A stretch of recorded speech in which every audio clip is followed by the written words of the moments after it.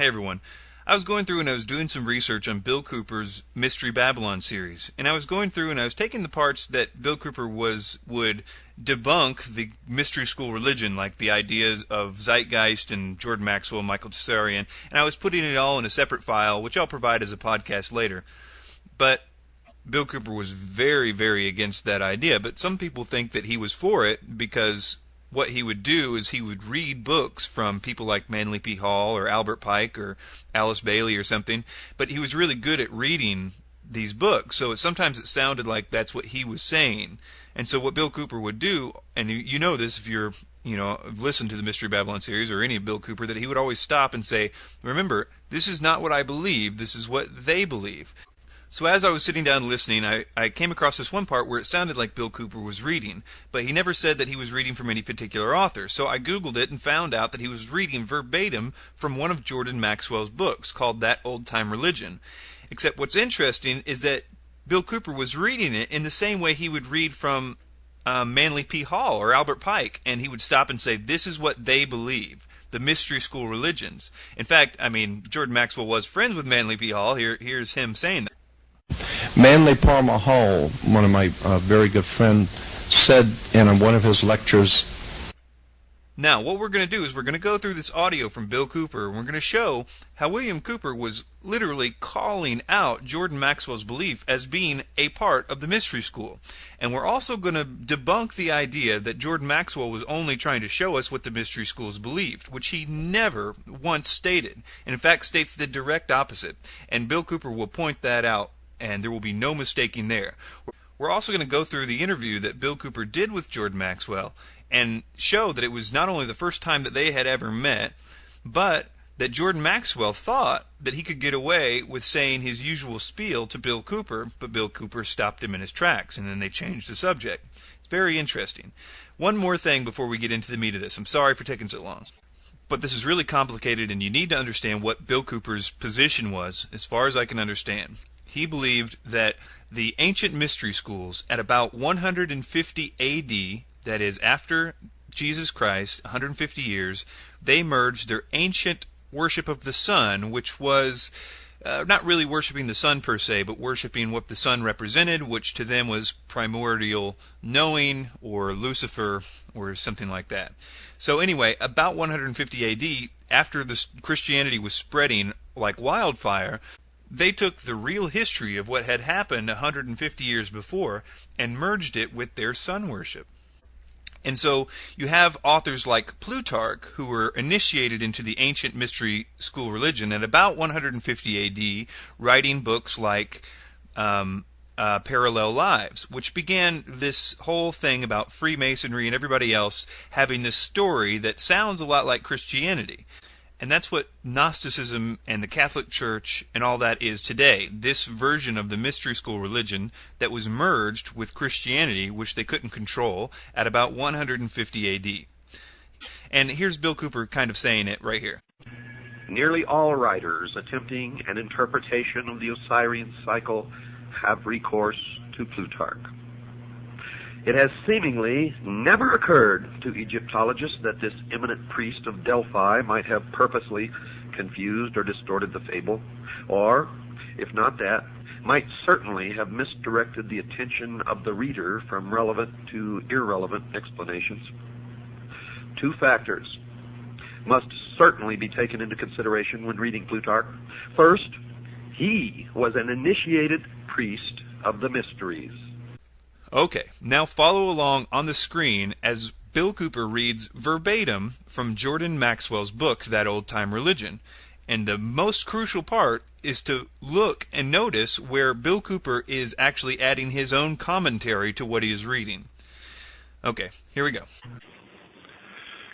Here we note another cleverly disguised part of the whole, according to the mystery school, misunderstood and plagiarized story.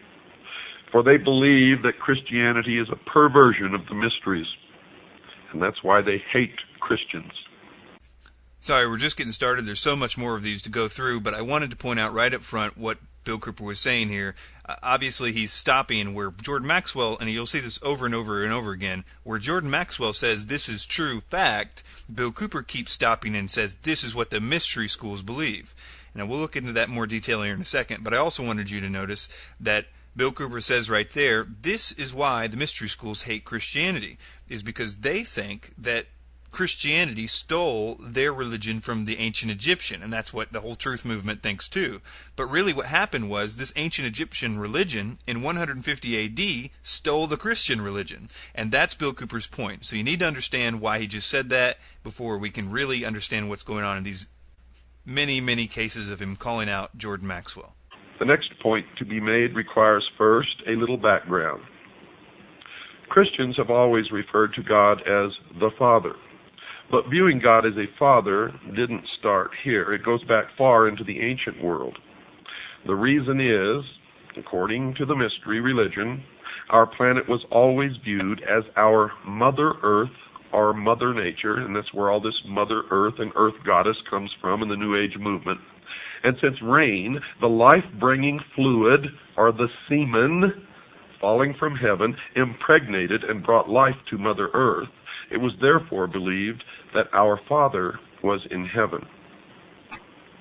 And so the New Testament story was, Mother Earth asked God's Son to draw water from the sea for the grapes to make fine wine for the wedding feast. And this marriage feast story is over 5,000 years old, 3,000 years before the New Testament story. And the mystery schools believe it is just one more case of pious plagiarism. Okay, there is a lot more, and we'll get to them in a second, but I just wanted to point this out because this is a classic example. What does Jordan Maxwell say? He says, 3,000 years before the New Testament story was retold. Just one more case of pious plagiarism. Now, what does Bill Cooper say? 3,000 years before the New Testament story was retold, the mystery schools believe this is just one more case of pious plagiarism. So Maxwell is telling us this is real history, and Bill Cooper is telling us this is what the Freemasons believe history is. So before we go any further, I want to debunk the idea that people will often say, which is Jordan Maxwell was just trying to show us what the ancient mystery schools believed. He wasn't trying to say this is real, he was only trying to say this is what they believe. But if you read through this book or see any Jordan Maxwell presentation, you will continually see this is not the case. Jordan Maxwell tells us that the roots of Christianity and Judaism are to be found in Egypt. He says that point blank over and over and over again. I have never heard him say the opposite of that. In fact, the name of this book is called That Old Time Religion, The Story of Religious Foundations. And in case there's any more doubt that Jordan Maxwell was actually trying to debunk Christianity by saying that it was based on Egyptian religions and not pointing out that it's what the mystery schools believed, read the back of the book. It says, "This book proves there is nothing new under the sun regarding many of our modern religious beliefs. This includes Christianity, and how many of its beliefs could be far older than what we have suspected. It gives a complete rundown of the stellar, lunar, and solar evolution of our religious systems and contains new, long-awaited, exhaustive research on the gods and on our beliefs. The book's central theme, the origin of religions, centers around the work of Jordan Maxwell. Mr. Maxwell has become widely known as one of the world's foremost experts on early mythological systems and their influence on both ancient and modern religions. He continually surprises the reader with factual evidence on where our modern beliefs really came from." Okay. So that should show you that Bill Cooper and Jordan Maxwell are on the opposite sides of the fence trying to prove two absolutely different things. So let's continue and listen to Bill Cooper's reading of Jordan Maxwell's work. Though the story varied in some details from place to place in Egypt, the essence was always the same. God's Son, spelled S-U-N, our risen Savior, was the light of the world, who gave his life for us. Now remember, this is according to the belief of the mystery religion of Babylon. These points here mentioned are just some of hundreds, if not thousands, of direct connections that can be made between the Judaic-Christian Bible story and the far more ancient original story. The purpose for drawing your attention to this literary plagiarism, according to the mystery school, this is what they believe, is best stated by Alfred North Whitehead, who said, quote, "No lie can live forever," unquote. They hate Christians. They hate Christianity. And the first object is to destroy the Christian church and Christians, to wipe them off the face of the earth. If you are a Christian, you are in the greatest danger that you can even imagine at this moment as the New World Order takes shape around you. Egyptologist Gerald Massey said, quote, "They must find it difficult, those who have taken authority as the truth rather than truth as the authority," unquote. And now for a few thoughts on the Old Testament Word of God, according, again, to the mystery religion. Remember, I am revealing the secrets of the mystery religion of Babylon during this broadcast. At Malachi 4:2, the God of heaven is described as the Son of righteousness with healing in his wings, and it is spelled S-U-N. The Son with healing in his wings. Then in the New Testament, at Matthew 23, verse 37, and Luke 13, verse 34, we see God's Son wanting to gather all under, quote, his wings, unquote. This is most appropriate, for in Egypt the Son was always pictured with his wings, and you see a disc with wings. Now all these pitiful little twits running around calling themselves ufologists, and Zechariah Sitchin, who has perverted the interpretation of the ancient writings, claims that this means that the Egyptians, whenever they drew these or put these hieroglyphics on in their writings, were indicating that UFOs came from other planets, and nothing can be farther from the truth. But this is part of the mystery Babylon deception, trying to convince the people of the earth that we are threatened by some other species from some other planet, so that they can more quickly bring about their new world order, their one world totalitarian socialist government. Don't fall for it, folks. It's important to point out here that Zechariah Sitchin and Jordan Maxwell were very, very close. Jordan Maxwell funded Zechariah Sitchin. There's interviews where you can watch Zechariah Sitchin and Jordan Maxwell basically giving Jordan Maxwell the interpretations that he used to justify a lot of this. The important part is that you need to go to sitchiniswrong.com, where you can find out that apparently Zechariah Sitchin was knowingly misrepresenting the Akkadian and Sumerian text for a specific purpose. Whether or not it's the purpose that Bill Cooper is saying, I don't know. Also, I did a short film called Sitchin is Wrong that's not affiliated with sitchiniswrong.com, but it shows a lot of the physical archaeological evidence that Sitchin presented is very, very suspect and unverified, and in some cases probably an outright fabrication. I have found that most of these people involved with the so-called UFO research who are trying to convince you of this are Freemasons, most of them 32nd degree of the Scottish Rite. And evidently they are attempting to do their best toward the furtherance of the great work in order to attain the 33rd degree, which can only be attained by meritorious work to bring about the completion of the great work, which is the destruction of the church, the state, and the enslavement of the mob, which is all of us. I hope you hear me out there. Keep all of the foregoing in mind, folks. We read again from the Old Testament book of Psalms. At Psalms chapter 23, verse 4, we read that old, dog-eared, tired, exhausted, and equally misunderstood chestnut, according to the mystery schools, used by every man of the cloth to put the sheep to sleep. We quote it here, quote, "Yea, though I walk through the valley of the shadow of death, I will fear no evil."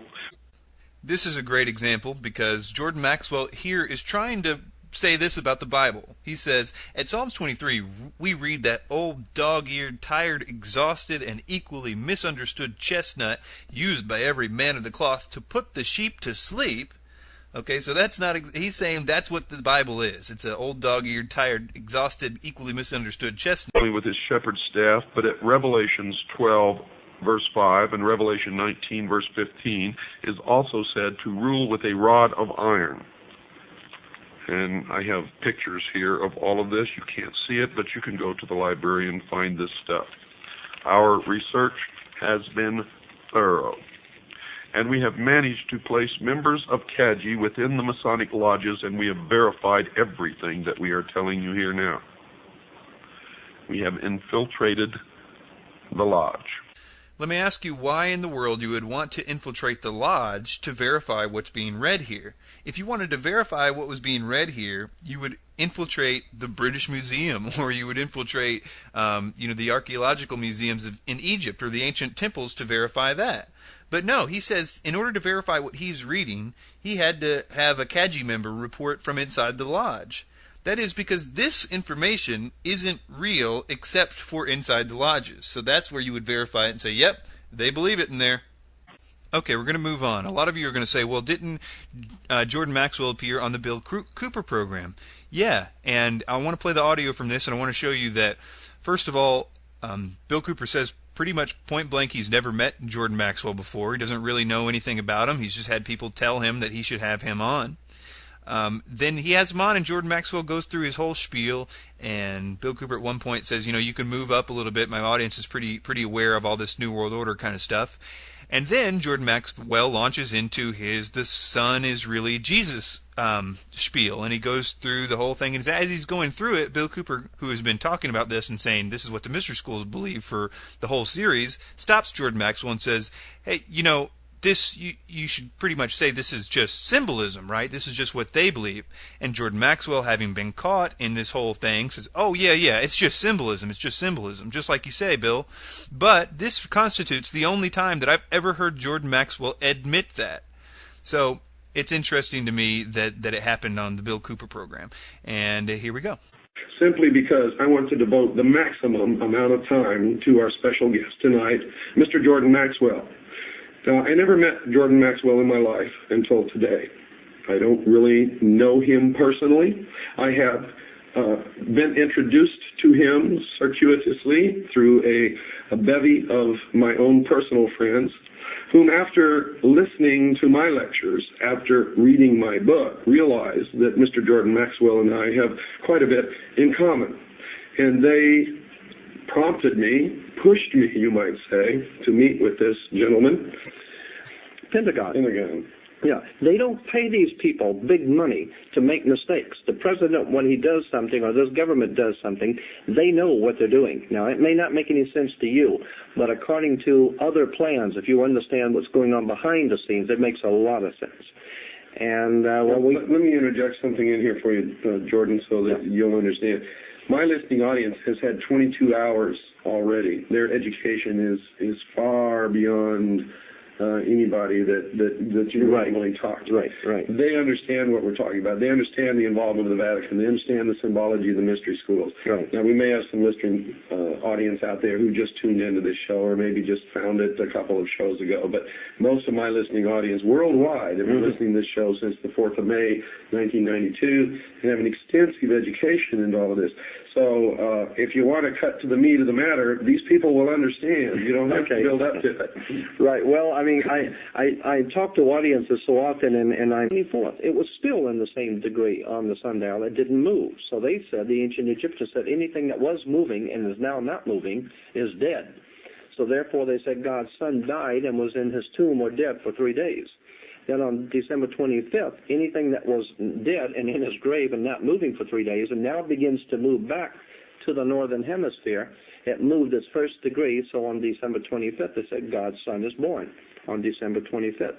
Now, in the real world, let's clarify something for a lot of people who are listening out there. You're not talking anything about Christmas. You're not talking about what Christians traditionally recognize as, I'm getting into the birth of Christ. You're getting into symbolism of the ancient religion of the Son, which was later perverted in Christianity to reflect this in order to capture the pagan worshipers into the Christian church. Absolutely. So let me challenge you guys to find me any other place where Jordan Maxwell stops himself in the middle of this whole the sun.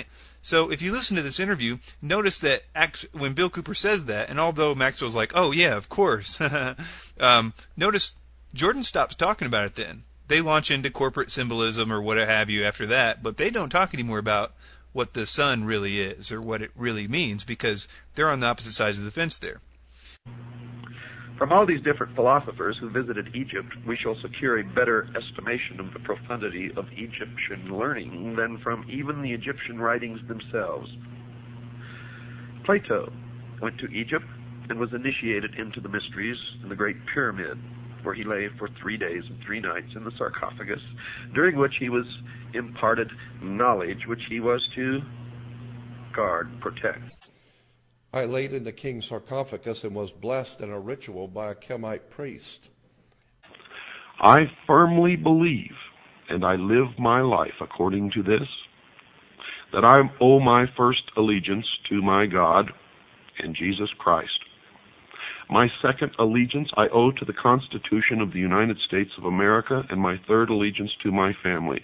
And the reason my allegiance is that in that order is because God endowed man with unalienable rights. The Constitution protects those rights, and the family is thus able to survive and be protected and thrive. And the family is the basic unit of civilization. Period.